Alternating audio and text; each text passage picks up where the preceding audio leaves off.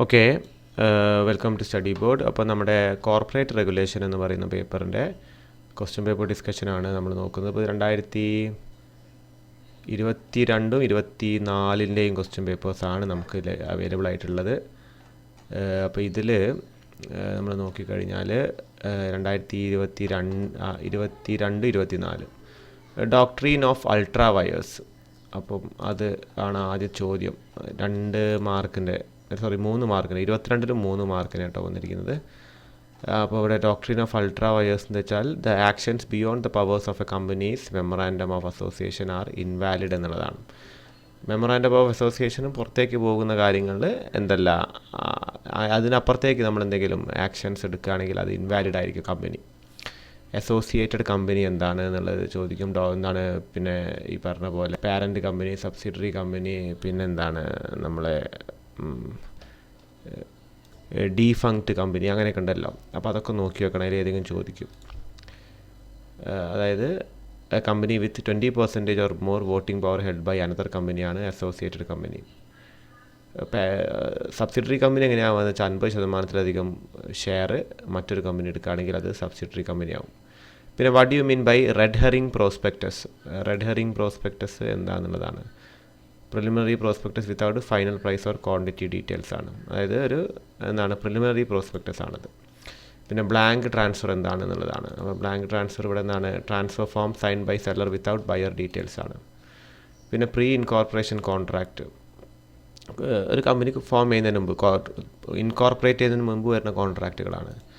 Letter of regret എന്താണ്? അത് issued for unsuccessful share ആപ്ലിക്കേഷനാണ്. ഷെയർ നമുക്ക് സബ്സ്ക്രൈബ് ചെയ്തിട്ടുണ്ട് ആൾക്കാർ, പക്ഷേ നമുക്ക് അവർക്ക് ഷെയർ അലോട്ട് ചെയ്യാൻ പറ്റില്ല, നമുക്ക് ആവശ്യത്തിലധികം ഷെയർ വന്ന് കിടക്കുന്നുണ്ട്, അതുകൊണ്ട് ബാക്കിയുള്ളവർക്ക് ലെറ്റർ ഓഫ് റിഗ്രറ്റ് അയക്കും.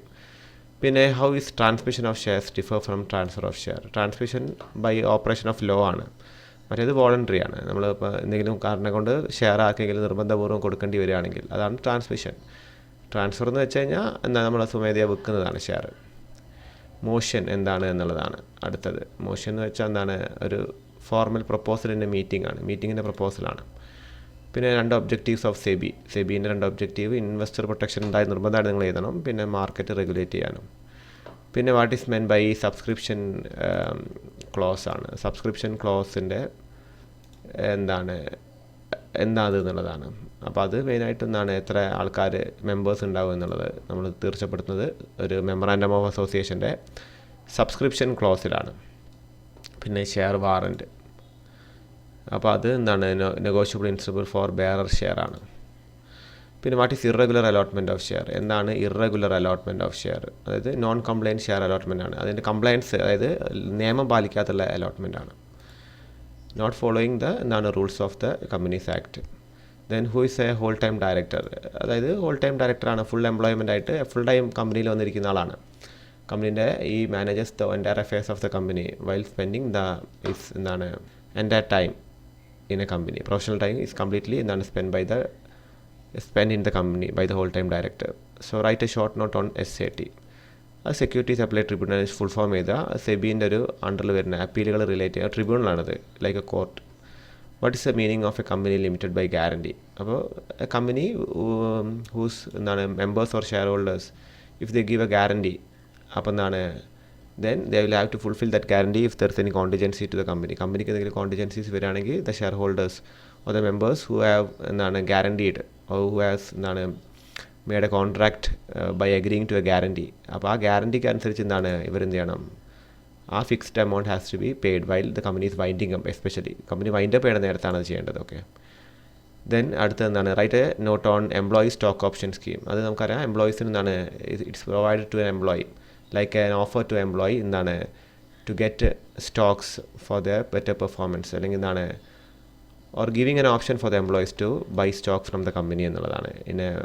പ്രീഡിറ്റർമൈൻഡ് പ്രൈസ് ആണ്, സ്കീമാണ്, ഇറ്റ്സ് എ സ്കീം. പിന്നെ കോർപ്പറേറ്റ് വീൽ എന്ന് വെച്ചാൽ നമുക്കറിയാം മുഖം മറിക്കുന്നതാണ് അല്ലേ. അപ്പോൾ ആ മുഖം മറിക്കുക വെച്ചാൽ ഒരു പ്രൊട്ടക്ഷൻ എന്നുള്ള രീതിയിലല്ലേ. So company has a corporate veil means the persons who are associated with the company like directors they will not have to be obliged when a company is being found wrong doing. ഒരു company automatically എന്തെങ്കിലും ഇല്ലീഗലായ ഒരു കാര്യം ചെയ്തു പോയിട്ടുണ്ടെങ്കിൽ ഈ ഡയറക്ടേഴ്സിൽ നിന്നാണ് രക്ഷപ്പെടുക, കമ്പനിക്ക് പേരിലാണ് കേസ് വരിക. അപ്പോൾ അത് ചിലപ്പോൾ എടുത്തു മാറ്റപ്പെടും. In certain cases. അതിനെയാണ് കോർപ്പറേറ്റ് വീൽ ലിഫ്റ്റ് ചെയ്യുക എന്ന് പറയാം. പിന്നെ അതൊക്കെ നമ്മൾ ഡീറ്റെയിൽ ആയിട്ട് പറയുന്നുണ്ട്, ഞാൻ ജസ്റ്റ് ഒന്ന് ഓടിച്ച് പോവാണ്. What is meant by misstatement in the prospectus. പ്രോസ്പെക്ടസിൽ തെറ്റായ വിവരങ്ങൾ എന്താണ്? ഫോൾസ് ഇതാണ് statements. Putting false statements in the prospectus is known as misstatement. Then importance of corporate governance. Corporate governance വളരെ ഇമ്പോർട്ടൻ്റ് ആണ്. നമ്മൾ പഠിക്കുന്ന നേരത്ത് corporate governance, CSR, SAT, SEBI ഇതൊക്കെ തീർച്ചയായിട്ടും പഠിച്ചു വെക്കണം കേട്ടോ ഈ ഒരു പേപ്പറിൽ. ഇമ്പോർട്ടൻസ് ട്രാൻസ്പെറൻസി അഷ്യൂർ ചെയ്യുന്നു, accountability, investor confidence, ethical practices, compliance ഒക്കെ എന്താണ് ഇറ്റ് എൻഷോർസ്. ദെൻ എന്താണ് explain the liabilities of a members of a company. അപ്പോൾ എന്തൊക്കെയാണ് ആ ലയബിലിറ്റീസിൻ്റെ കൈൻഡ്സ് അല്ലേ? The unpaid share capital if he's എന്താണ് bought some shares only few എന്താണ് കോൾസ് ഹാവ് ബീൻ പെയ്ഡ്, എന്താണ് ബാലൻസ് ഓഫ് കോൾസ് ഉണ്ടെങ്കിൽ എന്താണ് it has to be paid. അപ്പോൾ അതൊരു ലയബിലിറ്റിയാണ്. പിന്നെ ഗ്യാരണ്ടി ഉണ്ടെങ്കിൽ അത് പിന്നെ liability depends on the company ടൈപ്പാണ്. ഇപ്പോൾ പ്രൈവറ്റ് കമ്പനി ആകുമ്പോൾ the liability will increase compare to a public company. Then അടുത്ത എന്താണ് മെമ്മറാൻഡത്തിൻ്റെ കണ്ടൻറ്റ് വളരെ സിമ്പിളാണ്. Name clause, registered office clause, അല്ലെങ്കിൽ domicile clause, object clause, liability clause, capital clause, subscription clause, ഇതിനൊക്കെ ഡീറ്റെയിൽസ് എഴുതണേ. ദെൻ എന്താണ് സ്പെഷ്യൽ റെസൊല്യൂഷൻ എന്നാണ് എക്സ്പ്ലെയിൻ ദ മാറ്റേഴ്സ്. സ്പെഷ്യൽ റെസൊല്യൂഷനെ കുറിച്ച് ചെയ്തത് അപ്പോൾ ഏതൊക്കെ മാറ്റേഴ്സിലാണ് അത് മെമ്മറാൻഡം ആൾട്ടർ ചെയ്യാനും കമ്പനി വൈൻഡ് അപ്പ് നേരത്തൊക്കെയാണ് നമുക്ക് സ്പെഷ്യൽ റെസൊല്യൂഷൻ വേണ്ടത്. Then the objectives of companies act ആണ്. അത് നമ്മൾ മൊത്തത്തിൽ എന്താണ് investor protection, better governance, better economic growth, ഇതൊക്കെ അതിന് ബാധകമാണ്. കോർപ്പറേറ്റ് സെക്ടറിൻ്റെ വളർച്ച ഇതൊക്കെ വരും. ദെൻ സെക്ഷൻ സിയിൽ who is an official liquidator, ആരാണ് ഒരു ഒഫീഷ്യൽ ലിക്വിഡേറ്റർ എന്നുള്ളതാണ്. ഈസ് അപ്പോയിൻറ്റ് ബൈ ദ ട്രിബ്യൂണലാണ്. ഒരു ട്രിബ്യൂണൽ അപ്പോയിൻറ്റ് ചെയ്യുന്നതാണ് ഒഫീഷ്യൽ ലിക്വിഡേറ്ററെ. അയാൾ എന്താ ചെയ്യുക? Is powers and duties. Liquidator is appointed when the company is in process of winding up. Liquidate ചെയ്യാന്ന് വെച്ചാൽ എന്താണ്? ലൈക്ക് എന്താണ് demolishing or stopping the working of a company. അതിൻ്റെ എന്താണ് ബിസിനസ് സ്റ്റോപ്പ് ചെയ്യുമ്പോഴാണ് ലിക്വിഡേറ്റ് ചെയ്യാന്ന് പറയാം. വൈൻഡിങ് അപ്പ് എന്ന് വെച്ചാൽ കമ്പനി അടച്ചു പൂട്ടുക എന്നുള്ള രീതിയിലാണ് സംസാരിക്കുക. ആ സമയത്താണ് ലിക്വിഡേറ്റർ വേണ്ടത്, പ്രൊമോട്ടറായി തുടങ്ങുന്ന കാലത്തും. What is a prospectus? Prospectus നമുക്കറിയാം അതിൻ്റെ കണ്ടൻറ്റ് എന്തൊക്കെയാണെന്നുള്ളതാണല്ലോ question. Explain the content. Prospectus is a document inviting the public to subscribe our shares. We are inviting the public to subscribe our shares. Mainly the objectives of the company, the capital required, the capital structure, the risk involved with the business, what kind of business the company doing, who are the management if it is already decided. അങ്ങനത്തെ കാര്യങ്ങളൊക്കെ എന്താണ് പ്രോസ്പെക്ടസിൽ പറയും. ആൾക്കാർ attract ചെയ്യുന്ന എല്ലാ കാര്യങ്ങളായിരിക്കും കൊടുക്കുന്നുള്ളതാണ്. പിന്നെ stages of formation ആണ്. അത് വളരെ സിമ്പിളാണ്. Promotion, then the company will be incorporated, means it will be registered, then the capital will be subscribed, then the business will start, means the commencement of business.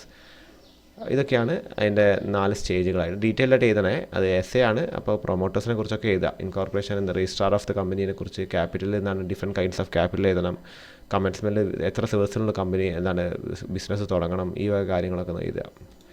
Then ഇത് ഏതെങ്കിലും രണ്ടെണ്ണം എഴുതിയാൽ മതി കേട്ടോ. ഇത് എസ്സേ ആണ്, നിങ്ങൾ വായിച്ചൊക്കെ ചെയ്യണേ. ഞാനിപ്പം പല ക്വസ്റ്റ്യൻ പേപ്പർ ഡിസ്കഷൻ നിങ്ങൾക്ക് ഓൾറെഡി അറിയുന്നത് കൊണ്ട്, നിങ്ങൾ തേർഡ് ഇയേഴ്സ് ആവാനായതുകൊണ്ട് ഞാനത് പറയാത്തതാണ്. സീലിങ്ങുള്ളതൊക്കെ എന്താണ് നിങ്ങൾ മൊത്തം എഴുതുക. അതായത് ഇപ്പോൾ നിങ്ങൾക്ക് ഏകദേശം 30 മാർക്ക് അല്ലെങ്കിൽ ഇവിടെ 30 മാർക്ക് കിട്ടണമെങ്കിൽ മറ്റേതെന്നാണ് നിങ്ങൾ ജസ്റ്റ് ഏതെങ്കിലും രണ്ടെണ്ണം എഴുതിയാൽ മതി കേട്ടോ. Then explain the provision relating the appointment of a company ഡയറക്ടറാണ്. കമ്പനി ഡയറക്ടറിൻ്റെ ഫസ്റ്റ് അപ്പോയിൻമെൻറ്റ് മെമ്മറാൻഡം ഓഫ് അസോസിയേഷനിൽ കാണിക്കണം, അല്ലെങ്കിൽ promoters. Other are elected by share ഹോൾഡേഴ്സാണ്. ഗവർൺഡ് ബൈ കമ്പനീസ് ആക്ട് 2013 എന്നുള്ളതാണ്. ഇനി നമ്മുടെ 24 ക്വസ്റ്റ്യൻ പേപ്പറാണ്. അതിലൊന്ന് DIN, ഡയറക്ടർ എന്താണ് ഐഡൻറ്റിഫിക്കേഷൻ നമ്പർ. അപ്പോൾ അതാണ് അതിൽ വരുന്നത്. ഷെയർ ക്യാപിറ്റൽ വളരെ സിമ്പിളാണ്. ലിസ്റ്റിംഗ് എന്താണ്? അത് സ്റ്റോക്ക് എക്സ്ചേഞ്ചിൽ കമ്പനീസിനെ ലിസ്റ്റ് ചെയ്യുന്നതാണ്. Listing of company securities in stock exchange ആണ്. പിന്നെ ഡോക്ട്രിൻ ഓഫ് ഇൻഡോർ മാനേജ്മെൻറ്റ്, അതെന്താ പറഞ്ഞത്? Protects outsiders from internal irregularities of the company. Next എന്താണ്? വോളണ്ടറി കമ്പനി സെക്രട്ടറി എന്ന് വെച്ചാൽ എന്താണ്? Responsible legal compliance and governance ആണ്.